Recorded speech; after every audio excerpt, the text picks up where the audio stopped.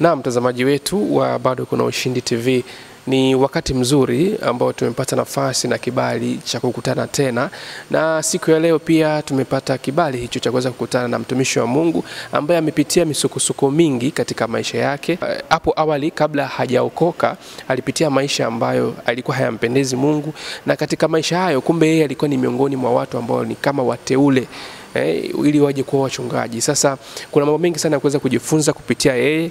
Ni kusii tu mtazamaji wetu, endelea kubaki na mimi kuanzia wakati huu ili uweze kupata mengi kutoka kwa mtumishi wa Mungu hapa. Atakuja kujitambulisha mwenyewe anaitwa nani, lakini pia ni mchungaji wa kanisa gani. Na mimi naitwa Bahati Mkulia, nyuma kamera niko na Dani Promo. Na moja kwa moja niweze kumkaribisha hapa mtumishi wa Mungu aweze kujitambulisha yeye anaitwa nani na anatokea wapi, lakini pia ni mchungaji wa kanisa gani. Habari ya wakati mtumishi wa Mungu? Nzuri sana. Ndio, kwa majina yako mtazamaji wetu atamani kukufahamu. Naitwa mchungaji Piana Andrea Mwanginda.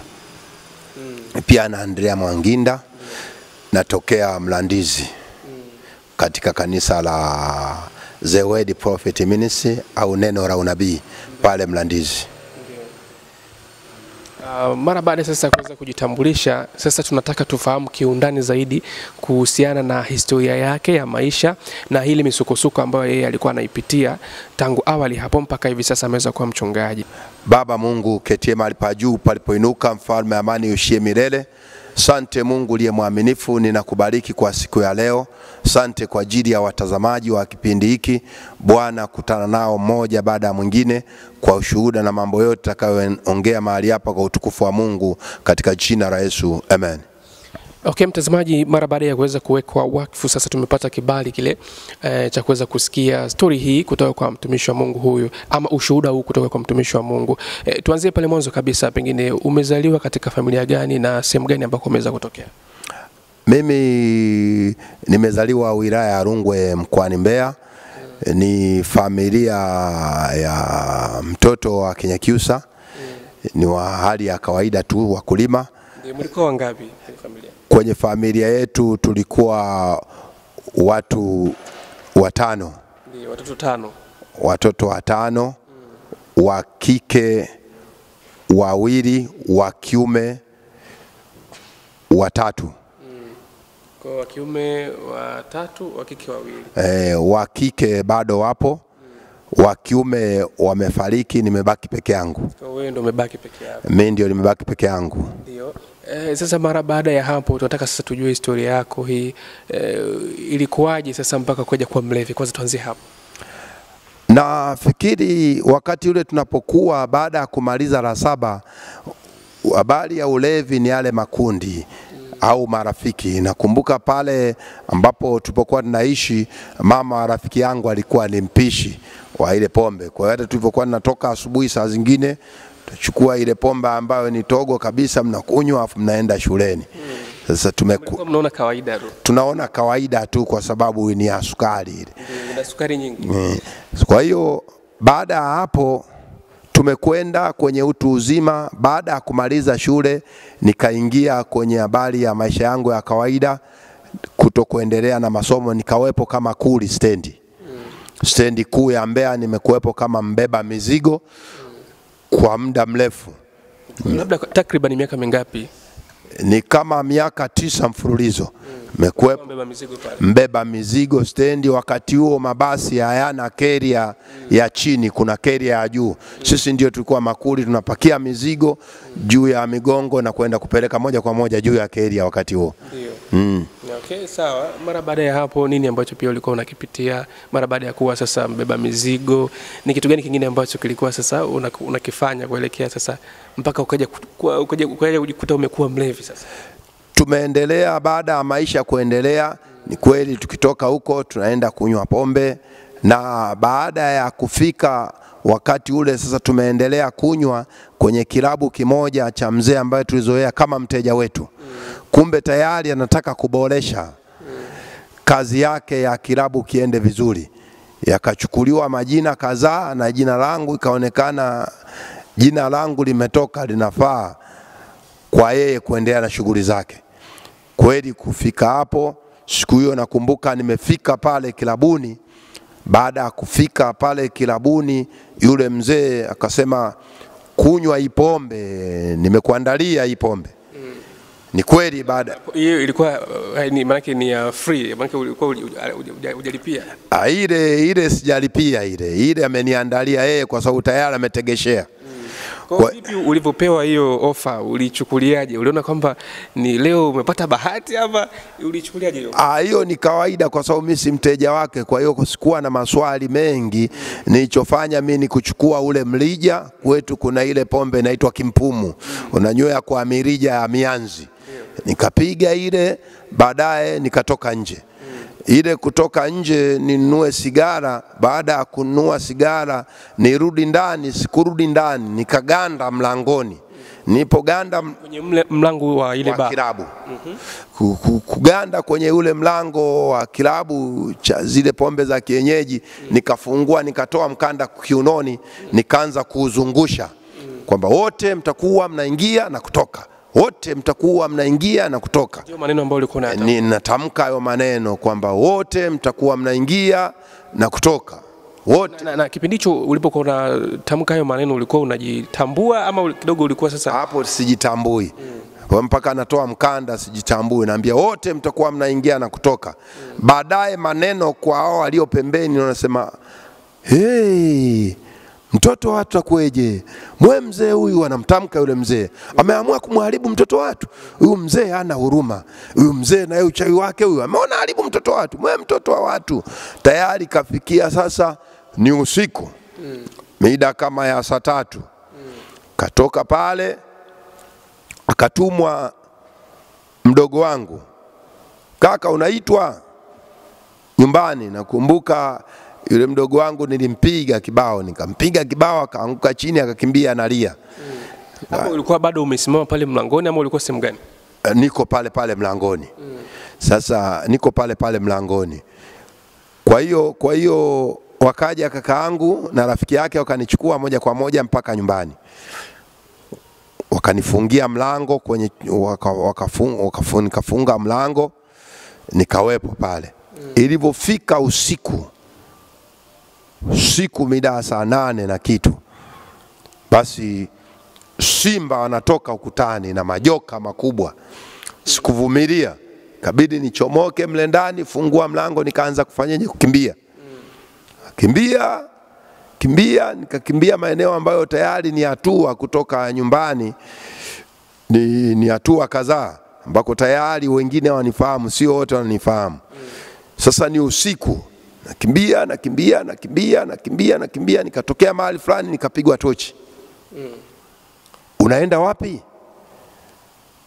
Nikasema naenda Inyala. Sasa naonyesha maeneo yetu yale ya Simike, kuonyesha Inyala ni parefu kama kilomita 9. Yule mlinzi akasema, unajua saa hizi ni saa ngapi? Nikasema sijui ni saa ngapi. Akasema kaa chini. Nikakaa chini. Sema kaangalia saa, akasema saa hizi ni saa 9:30. Alichofanya yalipiga filimbi.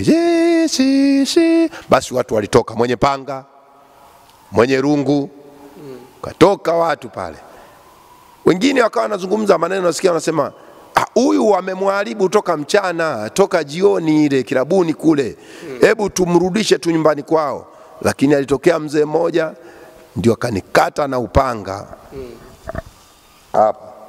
Ndio. Kata na upanga. Kanikata na upanga. Baada ya kukatwa na upanga pale, wakati ule sina Mungu wala shetani, naishi hivyo hivyo. Kumbuka nilishika tu mikono kichwani, nikalia mama. Niicho kuja kushtuka mimi niko sakatri kiodi za vichaa. Ndio. Na siku hiyo nastuka ni siku ya 9 tangia nimekatwa upanga. Kwa maana yake ulikuwa umezimia kwa siku hiyo. Siku ya 9 hiyo ndio nazinduka. Na pale nilipozinduka kuna vitu nilikutana navyo vingi. Na kumbuka baada ya pale ndio wananipanua mdomo na kunipitisha mswaki ili wanipe uji. Pameshonwa hapa na plasta ipo. Nikauliza mama, nimefanya nini? Niko wapi? Akasema upo hospitalini. Akasema nimefanya nini? Akasema umeumia kidogo kichwani. Nilichofanya mimi ni kushika ile plasta. Shika zile plasta pamoja na nyuzi nikavuta. Ndio maana kovu halijafunga mpaka leo, kuna alama. Toka 89 maana yake fungu. Kwa hiyo wakaanza kushona upya. Nikadungwa tena sindano nyingine nusu kaputi, nikaja kushtuka siku ya 4. Kwa hiyo nimeendelea na maisha ya mle hospitalini. Ni kweli maisha ya mle hospitalini ilikuwa kazi. Unaweza kukuta mtu mwingine, kichaa mwingine ameamka, ameenda amemkalia mwenzie, amemshika masikio anaendesha kama gari. Kwa hiyo mimi ilikuwa kazi yangu wakati mwingine kuwasaidia wale. Wakati mwingine unakuta ameamka, ameshika lile labda ameenda kule karibu wanakorusha takataka lile mfuniko. Anataka kubonda, watu wanabonda. Sabati nzuri mimi nilikuwa na michezo nacheza kidogo, mara nawasaidia na mnyang'anya yule tunamlaza chini. Kwa hiyo ikawa namna hiyo tumekwenda. Kwa hiyo ni mfululizo hiyo karibu 89, 90, 91. Mwezi wa 12 mpaka mwezi wa 4, lakini ikifika mwezi wa 5 na kuwa mzima. Sasa kipindi ni kwa miaka mitatu miaka mitatu nimesumbuliwa na kipindi. Na miezi ambayo umesema kwamba inakuwa na kusumbua ni miezi gani na gani? Ilikuwa mwezi wa 12 mpaka wa 4. Kwa sababu ile miezi nikaubaridi fulani na kakipupwe fulani, pombe ndio zinanyweka sana, kwa hiyo litega mle. Kwa kipindi hicho ndicho ambacho unakuwa kidogo umechanganyika. Nilikuwa nimechanganyika. Vipi hali yako ulivyokaa pale hospitali ya Vichaa? Ulikuwa bado una ile hali ya kuchanganyikiwa ama mara baada ya kufikishwa? Baada ya kuwepo pale hospitalini, wakati mwingine akili zinakuja, wakati mwingine zinakata, zinahama. Wakati mwingine zinakuja na wakati mwingine unaweza kuimba nyimbo ya ajabu wala ieleweki. Vipi sasa yule mzee ambaye alikufanyia vitendo hivyo ili yeye anufaike kwenye biashara yake, walichukua hatua gani pengine labda familia kwa wakati ule mara baada ya kugundua kwamba labda yeye ndio sababu? Hapana, kwa sababu tukiongelea habari ya familia, mambo ya ushirikina na nini, huwa serikali yetu haiamini. Kwa hiyo hicho hamna. Haikuwepo, hamna aliyemfuatilia yule mzee. Ila baada ya kuombewa mimi sasa. Baada ya kuombewa yule baba mdogo wake akawa kichaa. Mpaka amekufa ni kichaa. Kwa sababu nakumbuka walisema mateso ya huyu ndugu rudi alikotoka. Kumpiga yeye yule aliyenifanyia, akampiga mdogo wake. Nakumbuka hata miaka fulani ile nimerudi Mbeya, nikakuta yule jamaa amerundika mzigo ama viatu mabovu afu amekaa pale juu. Nikasema nilikuwa namfahamu. Tulikuwa na jamaa mmoja hivi, nikamwambia umeona hivi kwenye viatu hapo juu ningekaa mimi. Hawa kaka alinipigaga uchizi niliopona ndio huo wa huyo jamaa. Kwa hiyo na kipindi hicho huko hospitali ilikuwa ni bado huko Mbeya. Hiyo ni rufaa Mbeya. Ndio. Hiyo ni bado niko Mbeya. Ulitokaje sasa pale hospitali? Hospitalini pale ikifika ile miezi ninayosema, basi unaandikiwa ile ya natoka naendelea na maisha mengine na kuwa mzima, tunaendelea na shughuli zangu za kubeba mizigo kama kawaida.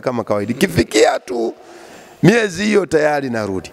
Sasa siku moja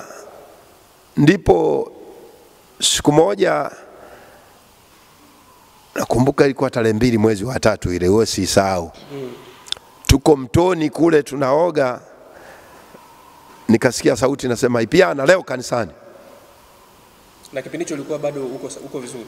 Hapo. Unajua kichaa huwa network zinakata zinakuja. Akili nakata inakuja. Wakati mwingine anakuwa vizuri, wakati mwingine anakuwa mbadilika. Wakati huo niko vizuri. Lakini wakati ambao tayari unakuwa wakusumbuka.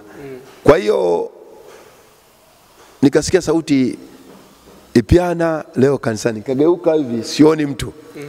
sikia Ipiana kanisani leo kanisani. Ilipofika mara ya 3 nikawaambia jamaa zangu, walikuwa wananiita jina maarufu Kempa. So mimi nilikuwa scout, nilishia level ya Kempa. Kwa hiyo walikuwa wananiita Kempa. Na wakajua kwamba walijua ni jina la utani, lakini jina ambalo liko sema wazee, mimi leo kanisani leo. Wasema Kempa na kanisa wapi na wapi wewe? Mbona hii ni ndoto ya ajabu sana. Kusema hapana, mimi leo mnaondoka hapa mnaelekea kilabuni, mimi siendi kilabuni, naenda kanisani. Na kwa kipindi hicho ulikuwa sio mtu wa kanisani? Nilikuwa sijawahi enda kanisani mimi. Kabisa, sijawahi kanyaga kanisani. Kwa hiyo hicho ni kitu ambacho kiliwashangaza marafiki zangu. Kwamba naenda kanisani ilikuwa ni kitu cha ajabu sana. Ulivyoambiwa vile kwamba Kempa, ulikuwa umetajwa Kempa. Kempa kanisani ulikuwa niambia Ipiana jina. Ipiana kanisani. Ulisikia nini kwenye moyo wako, kitu ambacho kilikusukuma sasa? Nilistuka, nageuka mtu mwenyewe simuone anayeniambia hicho. Baadaye na hiyo sauti pengine ulisikia kwa namna gani? Ilikuwa hiyo sauti ni sauti ya upole, mtu kama anakunongoneza, Ipiana mwanangu leo kanisani leo. Mara pili tena Ipiana mwanangu, yani kama mtu anakunongoneza. Sasa tayari ni kweli wenzangu wakaondoka, mimi nikaenda kanisani. Pale tulipokuwa bondeni kuna kanisa lilikuwepo pembeni yake, nikaingia kanisani kwa mchungaji mmoja anaitwa Emmanuel Mwasota, mpaka leo yupo Dar es Salaam maeneo ya Sarasara. Ndipo nilipopona na yeye ndio aliyeniombea mimi. Na sasa ilikuwaje sasa umetoka Mbeya ukaelekea Dar es Salaam? Nataka tufahamu hapa ilikuwaje sasa ukatoka Mbeya. Na ulipotoka Mbeya pengine ulikuwa umeshapona ama ilikuwa bado ile kwamba kuna miezi unakuwa unachanganyikiwa, kuna miezi unakuwa kwa sawa? Nilipotoka Mbeya nilikuwa tayari nimekuwa mzima na nipo vizuri. Nini ambacho kilitokea sasa mara baada ya kwenda kanisani? Kwanza tuanze hapo. Baada ya kwenda kanisani nikaombewa. Ukasema anayetaka kuokoka, nikapita mbele. Baadaye wakaniombea sala ya toba, na baadaye walivyoniombea yale maombi, baadaye wakaniombea maombi ya kufunguliwa. Wakaniombea. Kumbuka zile pepo zilipiga kelele, zinasema mimi mfipa kijana ndio ninayemtesa huyu Ipiana. Mimi mfipa kijana naondoka. Kwa hiyo kutoka siku ile nikawa mzima kabisa. Nikawa mzima, kutoka hapo nikawa mzima. Baada ya kutoka hapo 2094 mwaka 1994 mwaka 1994 nikawepo pale 94 95 96 97 mwezi wa 9 ndio nikaelekea Dar es Salaam, nikawepo kwa shemeji yangu mchungaji Imani Mwakioma pale Magomeni Makuti. Hapo nimeendelea kuwepo, lakini wakati huo Mungu ameongea na mimi mwaka 95 nilipokuwa Tunduma kwamba Ipiana utakuwa mchungaji. Umetuambia ile sauti ya kwanza ile kuambia mwanangu kanisani. Mara pili ni Tunduma. Ni Tunduma mwaka 95 sasa. Na hapo tuambie sasa ilikuwaje? Ile mwaka 95 tayari nimelala ndani ya chumba. Tuko kama watu watatu. Nikasikia sauti Ipiana. Kushtuka naam, ile kutoa shuka hivi naona chumba chote mwanga mtupu. Yani nuru. Tayari namuona mtu ambaye amevaa mavazi meupe. Kaniambia Ipiana mwanangu, nakuita kuanzia leo wewe kuwa mchungaji. Ni kweli mimi nilikataa habari ya uchungaji kwa sababu nilikaa kwa mchungaji, nilikuwa naelewa maisha ya kichungaji. Sikutaka kabisa habari ya uchungaji. Nikasema mbona sijaoa? Sema ukishaoa haina shida. Sasa uchungaji mbona mgumu? Wasema uchungaji sio wa kwako, ni wa kwangu mimi. Wewe ni kukubali tu. Kweli baadaye ile ikapotea, nikatoka mle ndani nikakimbia moja kwa moja kwa mchungaji nikamgongea. We vipi, mbona saa hizi ni fungua mlango? Akanifungulia, nikawaelekeza jinsi nilivyotokea, wakasema ni sawa, endelea na maombi, haina shida. Ilipofika mwaka 97 nikatoka kuelekea Dar es Salaam. Najijua kuwa ni mchungaji lakini uchungaji sitaki. Na kipindi na pengine maono hayo pengine ilikutokea mara ngapi ama ilikutokea mara moja? Hiyo ilinitokea mwaka 95, ikajirudia tena wakati niko Dar es Salaam mwaka 99.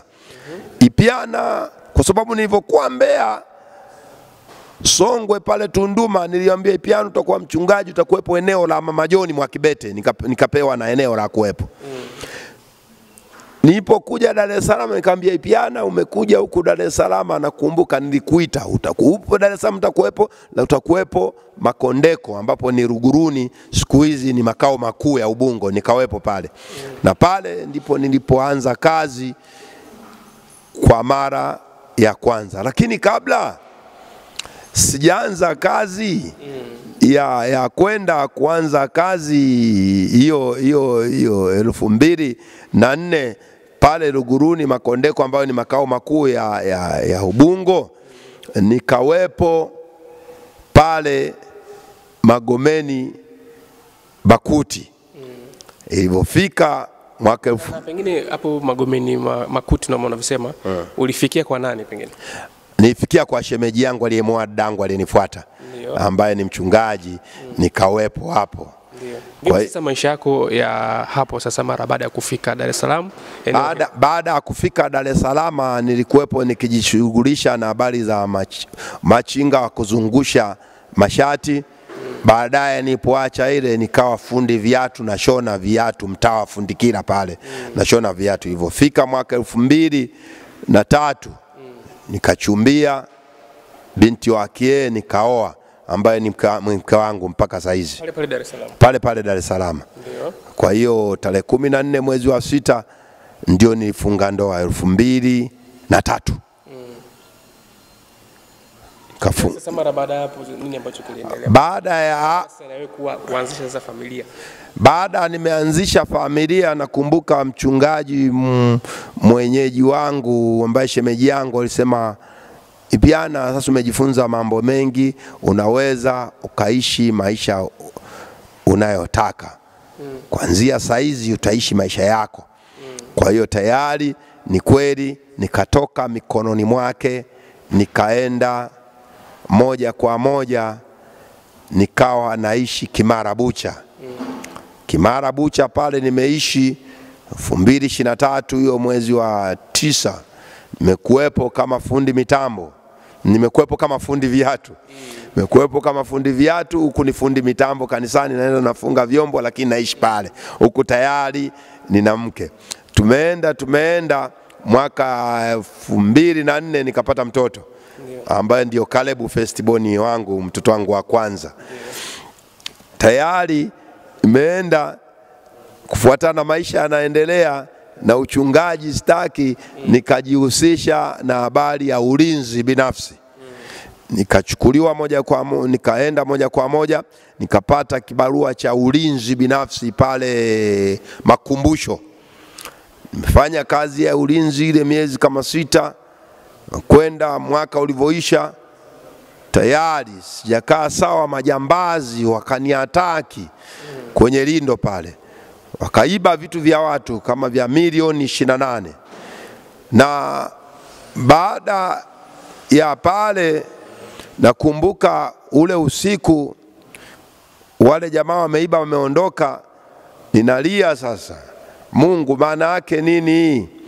Mungu akasema kwa sauti ile ya mara 3 sasa, kumsikia Mungu tena kwa mara 3. 95 na ile 99 mara 3 anasema, Ipiana, nimekuita kuwa mchungaji, unasema ufanye kazi ya ulinzi, utafute hela. Sasa hizi ndio hela. Angalia sasa. Baada ya hili tukio nitasimulia, baada ya hili tukio la huyu kuiba spika nilikupeleka gerezani, ndio nikagundua vitu vingi kwamba huyu baba ndio yule baba aliyewauaga wakina Seme wale ambao walimpasuaga mwanawe, si ndio baba huyu? Tena huyu baba si ndio aliyemuua na ndugu yetu Chuga juzi? Kwa hiyo baada ya tukio lingine hili la juzi sasa 2023 huyo kijana akaingia pale kwenye kanisani, akachukua baadhi ya vyombo kuchukua speaker. Maana ile tukio ambalo lilitokea nyuma hawakufanikiwa kuchukua chochote. Hawakufanikiwa kuchukua chochote. Ndio. Hili la mara hii ambayo msema 2023 maana hili sasa ndio walifanikiwa mpaka leo chombo hakipatikanika. Ndio. Mimi walichukua nini nani? Walichukua speaker. Wakachukua speaker na wireless mic ya 380 kwenye box yake. Kwa hiyo anakuja baadaye akawa amesahau nini? Alipokuja akachukua ile speaker kasahau yebo. Zile yebo baadaye watu wakazitambua za fulani.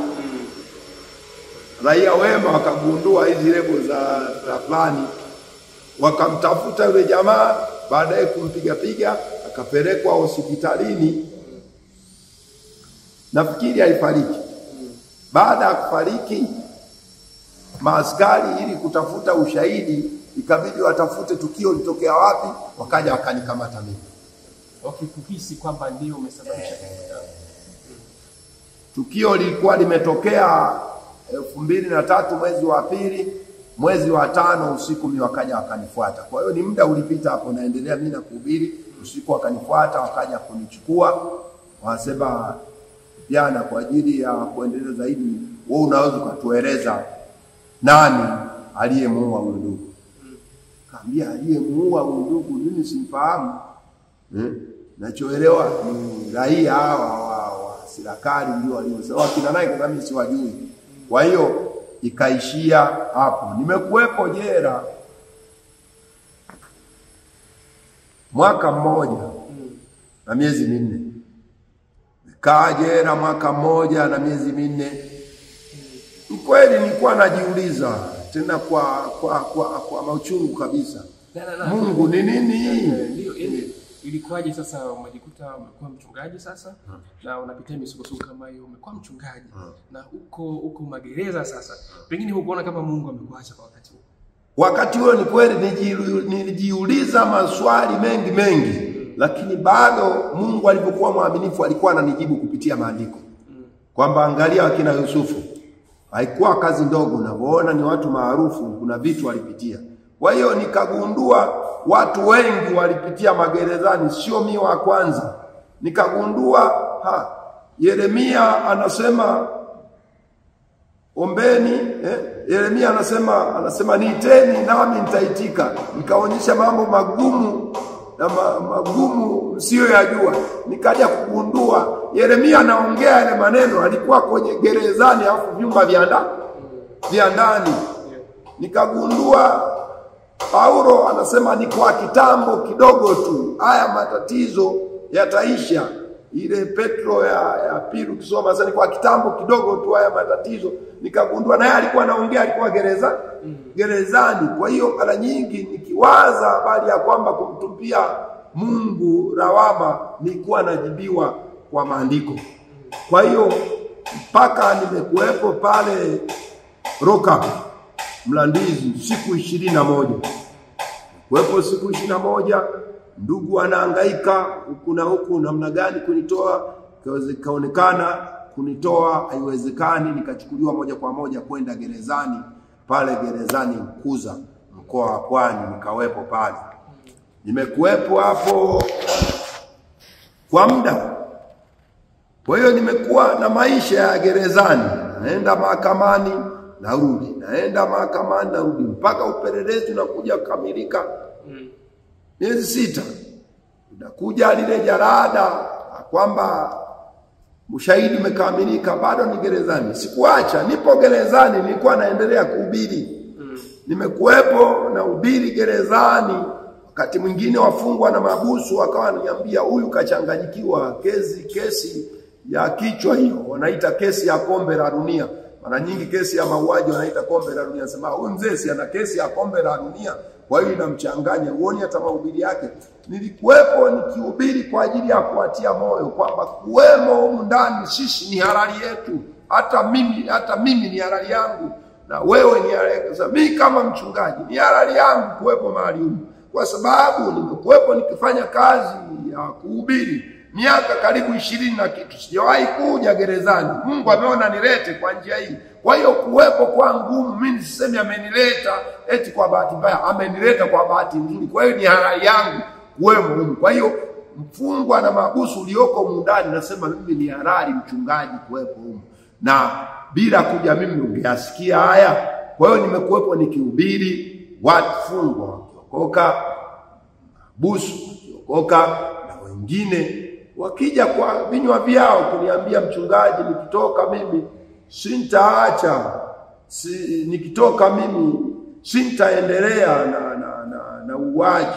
Mimi nilikuwa muuaji, sisi ndio tulikuwa watekaji magari. Ni mtu ananishuhudia, anambia kuanzia sasa siwezi. Huyo saizi yuko Ifakara, anafanya kazi ya kulima mipunga. Ameacha kabisa. Nilikuwa na gerezani. Kwa hiyo wengi nilikuwa nao gerezani, na tunawasiliana wengi sana waliopokea kule. Na mpaka saizi naongea nina deni kwamba namna gani kuelekea Kigoma kwa mtu aliyepokea gerezani, anataka nikafungue kazi wapi? Kigoma. Jana naitwa Yoasa yuko pale. Tukutana gerezani. Na pengine alikuwa alihukumiwa kosa gani? Yeye ilikuwa ni kesi za madawa ya kulevya. Lakini baada ya maombi na nini wakatolewa. Kwa hiyo nimekuwepo humo ndani humo, nimefanya kazi sana, na wakati mwingine mle kuna magonjwa ya aina nyingi, na dokta kila siku lazima ingie kutibia watu. Ashukuriwe Mungu anayetunza hata wakati wa matatizo. Mimi nimekaa gerezani mwaka mmoja na miezi minne, sijawahi meza hata panado. Manake wakati watu walikuwa sawa. Niko sawa. Ninachokuja kumshangaa Mungu, mimi natoka gerezani na kitambi. Kitu ambacho wengi kiliwashangaza. Sasa hizi nimepungua. Lakini ilikuwa nina kitambi, nimetoka gerezani mimi nimenenepa. Mpaka watu wakasema, kwani wewe imekuoje? Imekueje? Ikabidi niwaeleze kwamba ifike wakati unapokuwepo mahali, kubali na tukio lililopo au kubali na mazingira yaliyopo. Na baada ya mwaka sasa nini ambacho sasa utuambie sasa, yani ulitokaje sasa? 24 sasa mwezi wa 8. Nakumbuka mwezi wa 6 nilikuwa na maombi, nikamwambia Mungu hivi, naomba Mungu, sasa mimi nimechoka kukaa gerezani, ikiwezekana uniue, kwa sababu naona wale ndio amana, pamoja na serikali inayoendelea ndio ya amana kuliko mimi kwenye utumishi wangu. Naomba uniue, nimechoka kuishi humo gerezani, yatosha, nililia mno. Basi baadaye usingizi ukanichukua. Mungu aliongea kwa sauti kama jinsi anavyoongeaga. Kaambia, Piana, nimesikia kilio chako. Mwezi wa 8 na kutoa. Wewe siku kija kuitwa hapa ni moja kwa moja nyumbani. Ilivyo tayari ule mwezi wa 6 wa 7 mimi nawahubiria wale wafungwa na wagusu kwamba mwezi wa 8 mimi naondoka. Mungu kaongea na mimi kwamba siku nikiitwa mtaniona hapa moja kwa moja. Ni kweli ilipofika mwezi wa vipi kwa wale ambao walikuwa wanaambia, manake kwa kipindi hicho walikuwa ni wafungwa wenzako, ulipokuwa unawaambia na unawalisema kwamba nimesikia sauti ya Mungu inaniambia hivi, walikuwa wanachukulia vipi? Ama walikuwa wale wanaoelewa wanajua Mungu anasema. Wengine wakasema amechanganyikiwa na kesi ya mauaji, anasema mwezi wa 8 atatoka. Wakati sisi tuna miaka 3, sisi tuna miaka 4, yule mzee ana miaka 6 au mwenyewe anasema tu siku moja kwa hiyo atatoka, akisema Mungu. Kwa hiyo nikawa nasema mimi nitatoka. Ni kweli ilipofika tarehe 8 nikaitwa jina langu, nikaambia sasa unaenda kusikiliza kesi yako. Kwa hiyo nikatoka gerezani pale Mkuza nikaelekea Segerea nikawepo pale tarehe 9. Ilikuwa Ijumaa. Tarehe 9, Jumamosi 10, 11, Jumapili 12, Jumatatu tukaitwa kuelekea mahakamani. Tayari kwenda mahakamani pale, tumekaa tukakutana na watu wengi waliohukumiwa na nini, wenye rufaa zao pale, wengine wananifahamu. Baadaye watu wameitwa. Baadaye nikaitwa mimi. Nilipoitwa, askari magereza kaniita kwenda moja kwa moja pale. Yule Mheshimiwa Grace, simsahau mpaka leo jina lake, yule mheshimiwa akasema, akamwambia askari, naomba tupishe kidogo niongee na huyu mtuhumiwa. Akasema, wewe ndio mchungaji pia? Nikasema ndio. Akasema, sasa Mungu wako amejibu leo, nimeachiwa maagizo kwamba nikuachilie uwe huru. Ni kweli nililia machozi kwamba Mungu, asante Mungu. Akasema, usilie, mimi ndio nimeambiwa, nimeachiwa maagizo. Akasema, tulia kwanza. Tukaingia ofisini, akachukua kompyuta yake, akaita mheshimiwa, akamtaja mheshimiwa nani, Magimbi. Mheshimiwa Magimbi, Jaji Magimbi, Jaji Salima Magimbi, nimekuletea swala la kesi Laipiana Andrea Mwanginda 2023 namba 9 kufuatana na kifungu hiki na hiki na hiki. Imeonekana Ipiana hataendelea kajera, atakuwa huru kuanzia saizi kuachiwa nyumbani. Nikasikia sauti kule kwenye kompyuta, Ipiana umesikia? Ni Salima Magimbi sasa. Ipiana umesikia? Nikasema umesikia. Je, unataka tuendelee na lolote? Nikasema hapana. Sisi kusema tuendelee, nikasema kuanzia saizi uko huru. Kwa hiyo nikawa nimetolewa jela kwa njia hiyo. Katoka moja kwa moja kuelekea nyumbani. Baada ya kuelekea nyumbani, kukawa na furaha kubwa, kanilaki watoto, mimi nalia pale. Sikuacha, nilipofika Jumamosi mimi nilienda kuangalia watu gerezani tena. Ili kuhakikishia kwamba kama nilivyowaambia nikitoka hapa sitarudi tena, nikaenda. Kwa hiyo wafungwa na mahabusu wakataharuki sana. Mchungaji, kama mafujo. Kwa hiyo nikawaona pale, nikawa nimewaletea juice katoni 2, nikaletea nikatoka. Baada ya kutoka pale nikatunga na wimbo. Nikaimba na wimbo unaitwa Kubali Matokeo, ambao umekuwa faraja kwangu. Nikiimbaga ule wimbo kutokushuhudia sana habari ya gerezani, na mwaga kuimba ule wimbo. Kwa hiyo nikaimba wimbo unaitwa Kubali Matokeo, nikauimba ule wimbo. Na baada ya hapo na uchungu na injili mno. Labda nisemeje kwa watumishi wa Mungu? Nikutie moyo mtumishi wa Mungu unayepitia magumu zaidi ya haya niliyopitia mimi. Lakini napojua mtu anapopitia mambo fulani magumu, ni vile alivyokuwa mtu mkuu ndani yako. Ukuu ulioko ndani yako, mapana na marefu na kwa kina, vile unavyomjua Kristo, na ndivyo makubwa na magumu yanavyokujilia wewe. Kwa hiyo niseme, kupatwa na matatizo ni sura ya ushindi na ukombozi katika Kristo Yesu. Usikate tamaa mpendwa, tayari Mungu yupo kwa ajili yako, wala hajakuacha. Na mimi nilijua ameniacha. Mpaka saa hizi naendelea na huduma. Lakini ilipofika miezi kadhaa, kama pale nilivyosema kule nyuma kwamba nikaamuru kanisa wote waende kuabudu kwa askofu. Kwa hiyo nipo pale Mlandizi. Napatikana Mlandizi ni kanisa la Neno la Unabii, The Word Prophet Ministry, kwa huduma zote, maombi, maombezi, ushauri. Vile vile ni mwalimu wa chuo cha Biblia. Na chuo chetu kinaitwa Zoe, kipo njia ya Mbwawa pale. Ni mwalimu karibu miaka 9 sasa anafundisha. Lakini labda kwa mawasiliano kitaka unipate 0748269000. Hiyo ni ya Voda. Ni ya Tigo 0718666360. Seme Mungu akubariki sana, na Mungu akushika mkono. Usikate tamaa, tupo duniani. Na mtazamaji wa Bado Kuna Ushindi TV, nafikiri umeweza kusikia mambo mengi, hasa kwa wewe ukiwa kama mtumishi pengine inawezekana unapitia changamoto mbalimbali na inafikia wakati unakata tamaa, lakini kumbe Mungu yupo na wakati wote yupo, na hata ukiwa kwenye changamoto Mungu anaona. Kitu kikubwa anapima imani yako, je, uko sawa sawa na yeye?